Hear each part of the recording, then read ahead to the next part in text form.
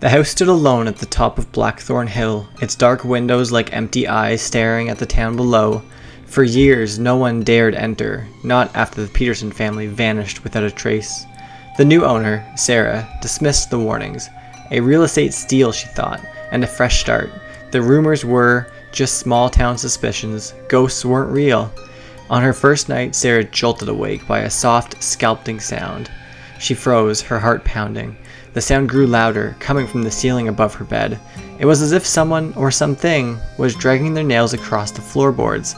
Gathering her courage, she grabbed a flashlight and climbed the narrow staircase to the attic. The door creaked open to reveal a cavernous room, bare except for a single chair in the center. Dust motes danced in the beam of her flashlight. The chair was rocking, ever so slightly. A gust of wind? She wasn't sure. "Hello?" she called, her voice trembling. Silence. Suddenly, the door slammed shut behind her. Sarah spun around, fumbling with the doorknob, but it wouldn't budge. The air grew cold, and she felt a presence behind her. Slowly, she turned. A figure stood in the corner, barely visible, shrouded in darkness. Its eyes glowed a sickly yellow, and its lips stretched into a grotesque grin. Before Sarah could scream, the figure rushed towards her. The sound of shattering glass filled her ears. She woke up the next morning in her bed, drenched in sweat. The attic door was open, the rocking chair tipped over on its side. She wanted to believe it was a nightmare, but her trembling hands told a different story.